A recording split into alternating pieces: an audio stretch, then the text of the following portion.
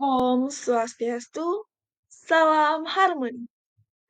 Halo teman-teman semuanya, sebelumnya terima kasih telah menonton video ini. Perkenalkan nama saya Kada Yurianti dengan NIM 231704108 dari Rombal 17 Program Studi S1 Manajemen, Fakultas Ekonomi Universitas Pendidikan Ganesha. Nah, teman-teman semuanya, pada video kali ini saya akan membahas tentang jawaban dari soal UTS Agama Hindu. Tanpa menunggu lama lagi, langsung saja kita beranjak ke soal nomor 1, yaitu yoga berarti penyatuan, yang bermakna penyatuan dengan alam atau penyatuan dengan Sang Pencipta. Yoga merupakan salah satu dari 6 ajaran dalam filsafat Hindu yang menitik beratkan pada aktivitas meditasi atau tapa di mana seseorang memusatkan seluruh pikiran untuk mengontrol panca inderanya dan tubuhnya secara keseluruhan. Jelaskan dan beri contoh tahapan-tahapan Astanga Yoga. Nah, teman-teman semuanya, sebelum kita mengetahui tahapan-tahapan Astanga Yoga, kita harus mengetahui apa yang dimaksud dengan Astanga Yoga. Astanga Yoga merupakan 8 tahapan yoga untuk bisa mencapai moksa, di mana terdiri dari beberapa tahapan, yaitu yang pertama, yama. Yama adalah pengendalian diri pada tingkat jasmani. Contohnya, yaitu yang pertama, ada haimsa, di mana dilarang membunuh apapun. Yang kedua, satya, dilarang berbohong. Ketiga, asetya, dilarang atau pantang menginginkan sesuatu yang bukan miliknya. Yang keempat, yaitu brahmacari, tidak melakukan hubungan seksual. Dan yang kelima ada apigraha, tidak menerima pemberian dari orang lain, di mana kelima hal ini disebut dengan panca yama brata. Tahapan kedua yaitu niyama. Niyama adalah pengendalian diri pada tingkatan rohani. Contohnya yang pertama, akroda, tidak dikuasai kemarahan.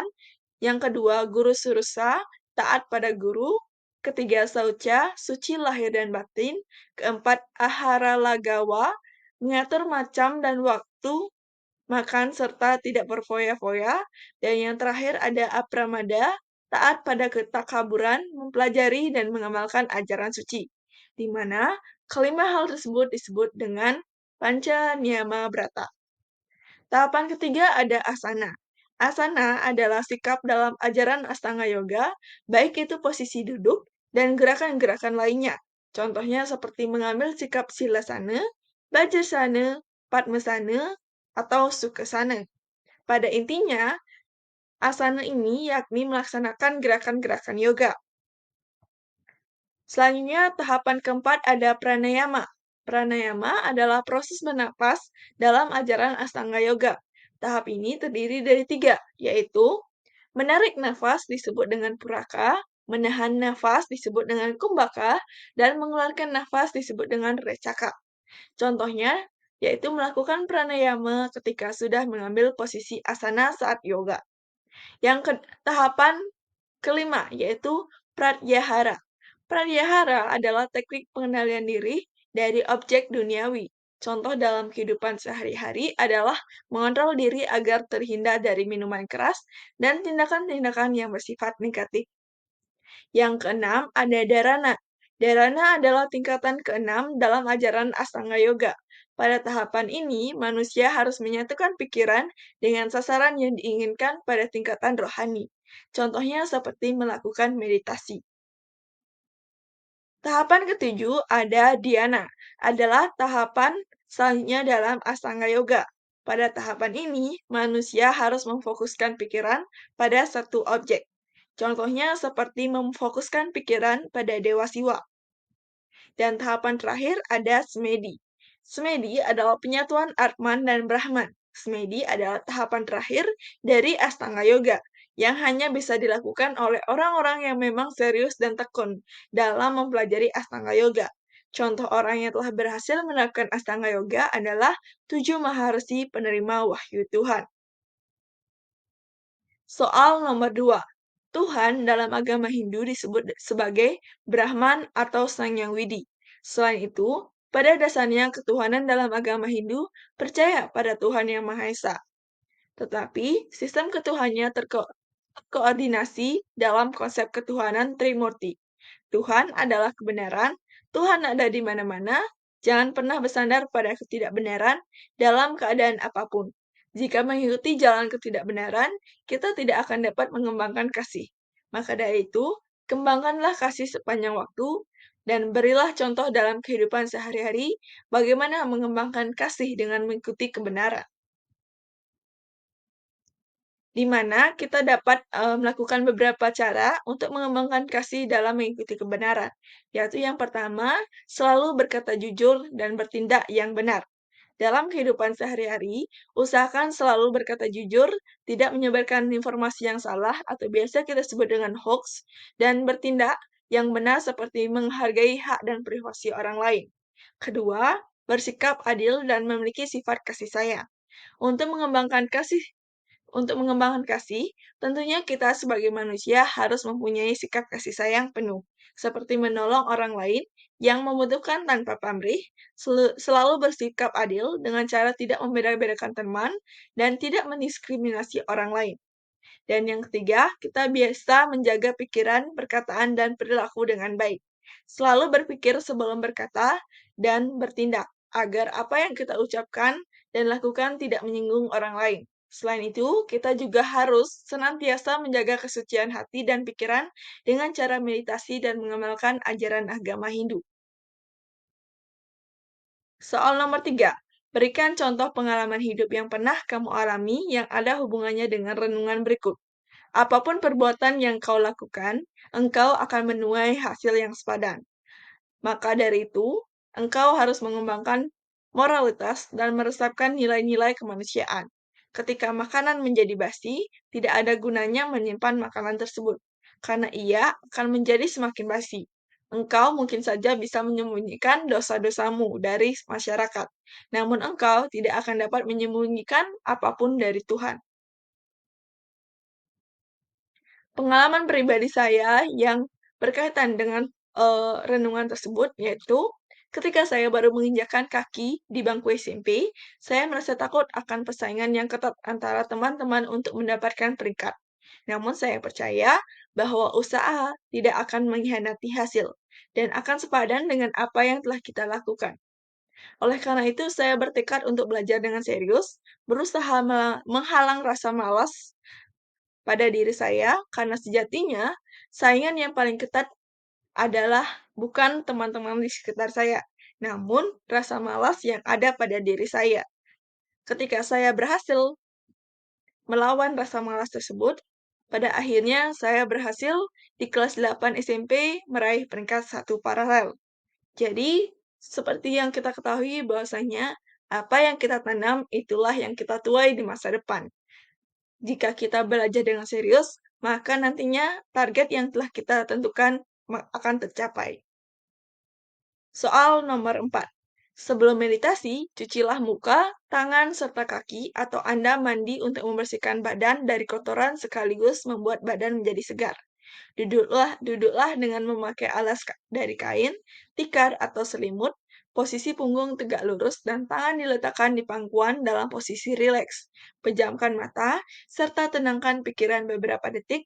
Setelah itu ucapkan mantra, jelaskan masing-masing tahapan tersebut.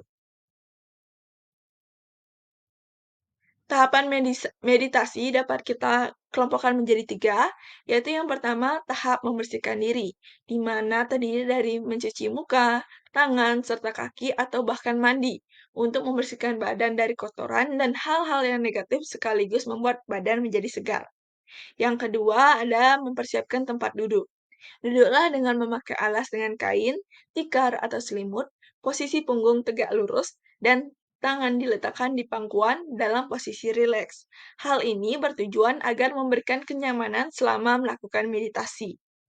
Yang ketiga, menenangkan pikiran dan mengucapkan mantra, di mana pada tahapan ini kita perlu memejamkan mata dan menenangkan pikiran serta tubuh beberapa detik, dan ucapkan Gayatri Mantra, yaitu Om Bhurbuah Swah Tat Sawiturvarinyam Bargo Dewasya Dimahi Diyoyo Napracodayat. Soal nomor 5. Agama Hindu mengenal adanya Dasa Awatara yang sangat terkenal di antara awatara-awatara lainnya. Dasa Awatara adalah 10 awatara yang diyakini sebagai penjelmaan material Dewa Wisnu dalam misi menyelamatkan dunia. Dari 10 awatara, 9 diantaranya diyakini sudah pernah menyelamatkan dunia, sedangkan satu diantaranya, awatara terakhir yakni Kalki Awatara, masih menunggu waktu yang tepat untuk turun ke dunia, konon pada akhir Kali Yuga. Kisah-kisah awatara tersebut terangkum dalam sebuah kitab yang disebut dengan Purana. Pertanyaan yang pertama, mengapa awatara dominan dari Dewa Wisnu? Yang kedua, kalau Anda berharap awatara turun ke dunia, apa yang harus Anda lakukan? Apa yang harus dilakukan oleh awatara? Yang pertama, karena dalam Trimurti, Dewa Wisnu merupakan manifestasi Tuhan yang memiliki tugas sebagai pemelihara dan pelindung. Tatanan alam semesta termasuk menjaga keseimbangan antara dharma dan adharma, serta memastikan kelangsungan hidup semua makhluk hidup.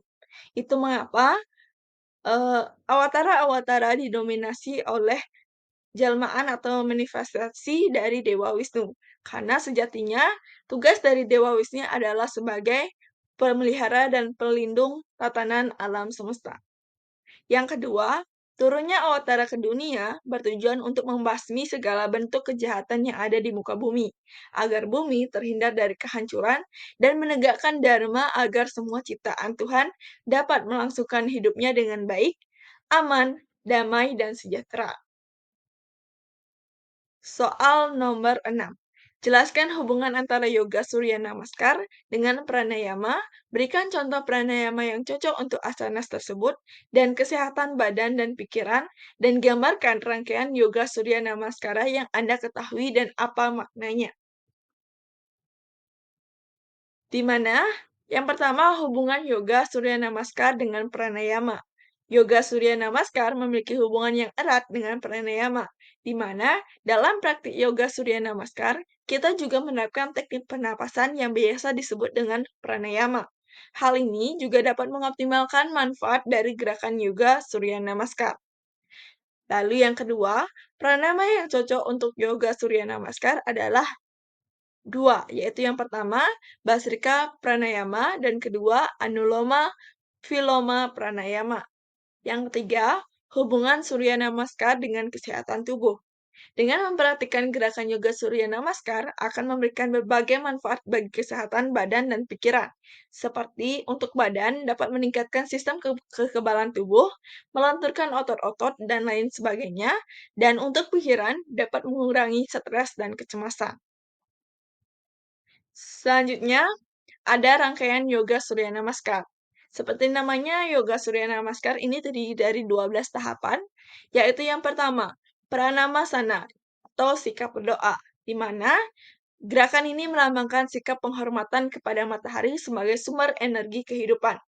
Kedua, Uttanasana, sikap kedua lengan terangkat, melambangkan penghormatan pada yang bersinar.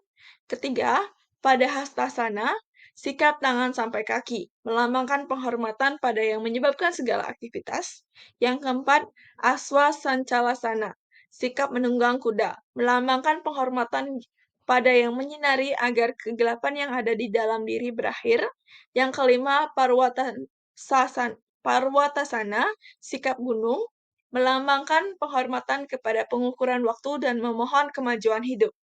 Yang keenam, Astanga Namaskara, yakni pemberian hormat dengan 8 anggota tubuh, yaitu dagu, dada, tangan kanan, tangan kiri, lutut kiri, dan kedua punggung kaki, dengan tujuan mempersembahkan seluruh keberadaan diri kita dengan harapan untuk mendapatkan anugerah kekuatan fisik, mental, dan spiritual dari matahari. Lalu yang ketujuh ada Bunjangasana atau sikap kobra, yakni gerakan ini melambangkan penghormatan pada matahari untuk memohon pembangkitan kreativitas. Yang kedelapan ada Parwatasana, sikap gunung, melambangkan permohonan kekuatan pembeda agar dapat membedakan antara yang nyata dengan yang tidak nyata. Yang kesembilan, Aswa Sancalanasana, atau sikap menunggang kuda, melambangkan penghormatan pada ibu kosmis yang tidak terbatas. Dan kesepuluh, pada hastasana, sikap tangan sampai kaki, melambangkan penghormatan pada kekuatan pendorong dari matahari atau kekuatan kehidupan. Kesebelas, hasta uttanasana, sikap kedua lengan terangkat, melambangkan penghormatan pada yang layak dipuja, yaitu sang pemberi energi dan sumber kehidupan. Dan yang terakhir, pranamasana, yakni sikap berdoa, melambangkan penghormatan pada matahari yang menghantarkan pada pencerahan, sehingga umat manusia dituntun menuju jalan tersebut. Soal nomor 7. Ide Sang Yang Widiwasa bersifat wiyapi wiyapaka nirwakara. Ada di mana-mana. Jelaskan bagaimana Anda dapat membuktikan bahwa Tuhan itu ada di mana-mana. Kita dapat membuktikan Tuhan itu ada di mana-mana dengan cara, yakni seperti yang kita ketahui bersama bahwasanya Atman adalah percikan terkecil dari Brahman, di mana Atman ada di dalam seluruh tubuh ciptaan Tuhan, seperti pada hewan, tumbuhan, dan manusia. Ketiga hal tersebut ada di belahan bumi manapun, sehingga hal tersebut dapat sedikit membuktikan bahwa Tuhan ada di mana-mana, walaupun kita tidak bisa melihatnya. Sama halnya dengan bintang, bintang akan bersinar di malam hari, namun di siang hari bukan berarti bintang tidak bersinar. Tetapi, kita tidak bisa melihat bintang, namun bintang tetap ada di langit. Selanjutnya soal nomor 8. Berilah contoh dalam kehidupan sehari-hari bagaimana mengembangkan kasih dengan mengikuti kebenaran dari hukum karma pala.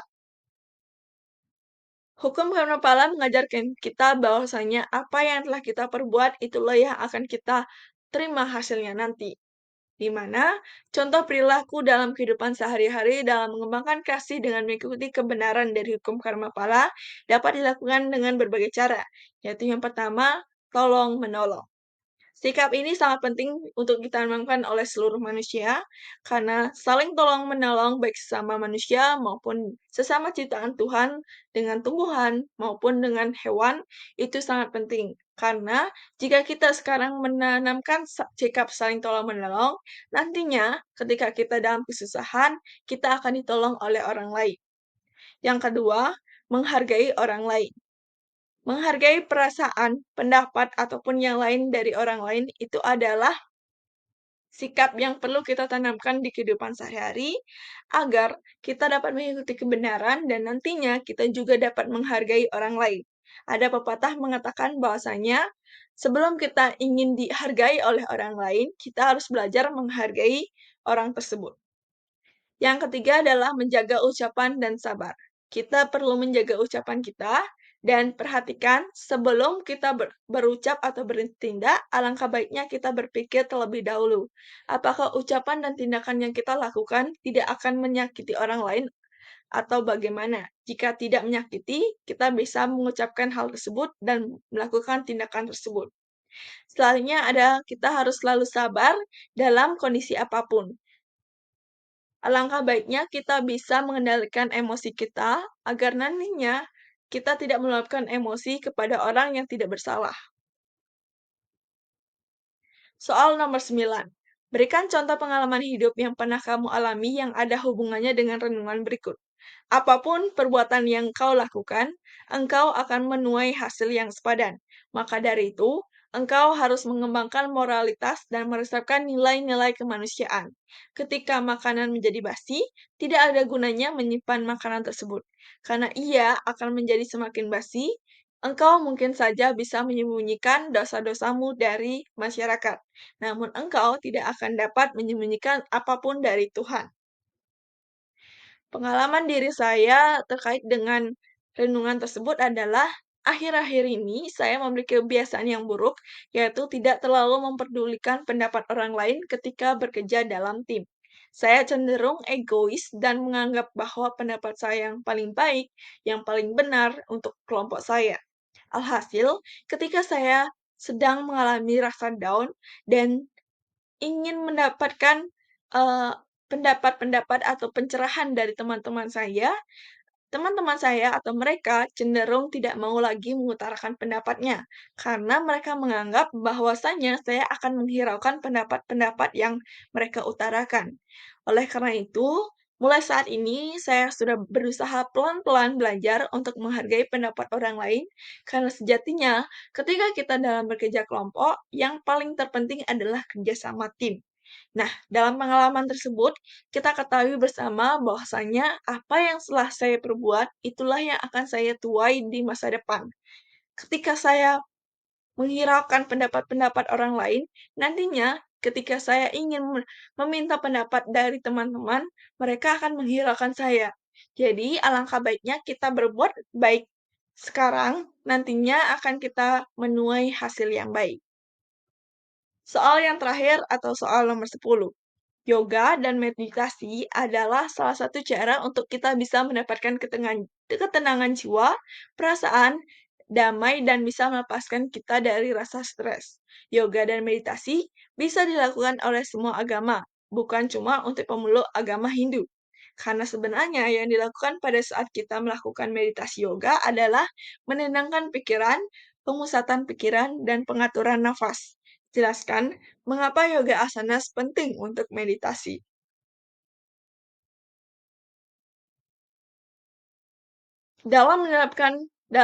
Sebelum melakukan meditasi, kita perlu menerapkan yoga asanas. Karena menerapkan yoga asanas sebelum memulai meditasi dapat membantu kita dalam mempersiapkan tubuh dan pikiran, di mana yoga asanas membantu meregangkan dan membuka otot-otot tubuh, meningkatkan fleksibilitas dan kelenturan. Hal ini penting untuk meditasi karena memungkinkan tubuh duduk dengan nyaman dalam posisi yang lama tanpa rasa sakit atau ketegangan.